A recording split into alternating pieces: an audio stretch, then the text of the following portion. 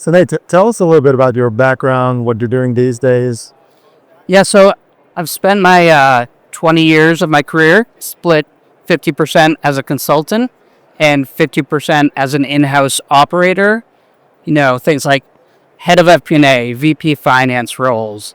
The highlight of my career so far was obviously going to business school with you. Definitely But most recently, for 7 years, I was at a consulting firm that was built specifically to advise private equity-backed CFOs and really upskill them and give their private equity owners the insights and visibility they need to execute their value creation plan, which is both beneficial to the private equity firm and beneficial to the CFO. I now run my own firm where I do something slightly different.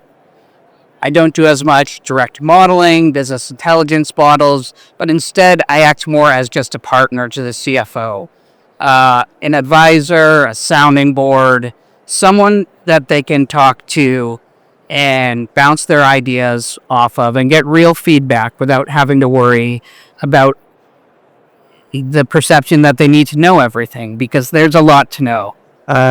You probably spoke with, I would say, hundreds, maybe even more, of finance folks, leaders, CFOs, VP of finance. Can you speak about what are the biggest challenges that they are facing today? Yeah, CFOs today, their biggest challenge is visibility, and particularly private equity-backed CFOs. The gap between understanding what the private equity firm wants and what they are trying to do. The private equity firm is completely focused on value creation and an exit, and they're looking for insights in how you get from A to B. And not all CFOs completely understand that or are able to implement the technology. They may understand it, but not be able to implement the technology to provide those insights. Both things like monthly reporting, but also real-time visibility, whether it's business intelligence dashboards or 13-week cash flow forecasts, which are one of the most difficult things for a finance team to do. So I want to talk about this, cash visibility. What are the main difficulties that you're seeing today, and how do you help companies solve those? Yeah, the problem with cash forecasting is it's very in the weeds. Direct cash flow forecasting, you're looking line by line at different inflows and outflows. It's not as simple of just getting the net income and then doing some high level add backs to get to cash flow the way the indirect methods.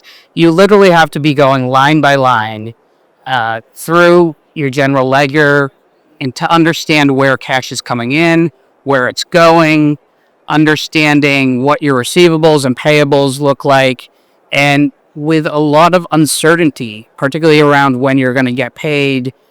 Sometimes you have a bit more visibility into when you're going to pay something, but you may not always know when you're going to get paid, particularly in today's world of uncertainty.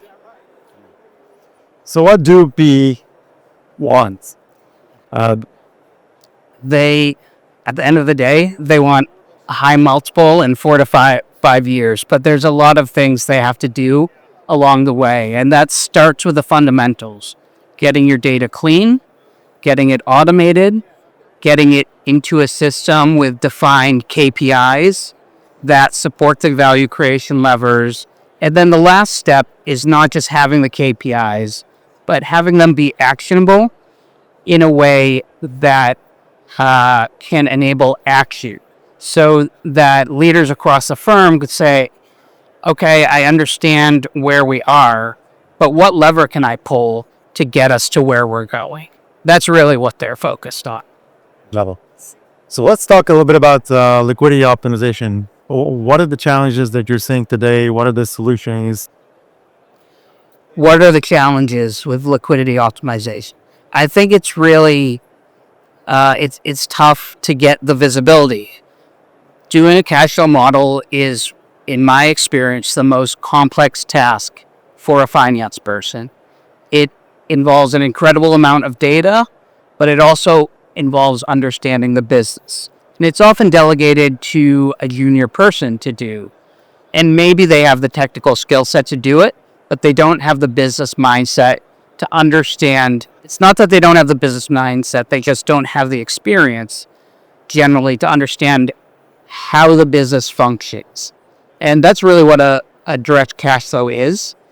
It's the most direct connection to your business, where cash is coming in, where cash is going, and particularly in private equity backed companies where they're highly leveraged, they have covenant requirements. Cash always has to be top of mind. So everybody's talking about AI these days. Yeah. What are you seeing? What are your thoughts about it? Is it changing the industry or? I think we've seen mixed results so far. I think in terms of personal productivity, there has been a lot of progress, but not quite as much in terms of things like forecasting, in terms of integration. Again, everything at private equity backed firms is done within Excel.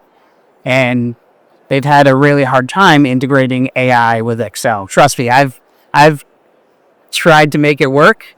I like to think I know what I'm doing, and I've had a lot of trouble. I've got some things working, but it's far from perfect. It can analyze data, but it struggles to, say, build a model at this point.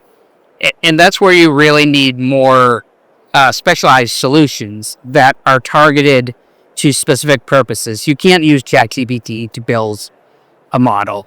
You really can't. You might have OpenAI on the back end. I don't know. It could be any of the models, but the model needs to be developed for a specific purpose, sometimes even for a specific industry. Otherwise, it's just going to get lost. But anything specific that it's important for you to communicate? Important for me to communicate. So I would say one of the biggest challenges right now is understanding all the platforms that are out there and, keeping up with the pace of change, to be honest. People ask me about different platforms, and it's really tough to keep up with everything because it's changing so quickly. And that makes it challenging, for me as an advisor. If I can't keep up, how is an internal finance team who's being pulled in 20 different directions going to keep up and figure out what the right system for them is? So one thing I think platforms could do better is they do demos and they look great, but I've always asked for a sandbox to play in because what I do is I advise, and I'm not going to make a recommendation unless I've played around with it a fair amount. So I think that's an area where different platforms could differentiate themselves if they have a sandbox for people to try it out.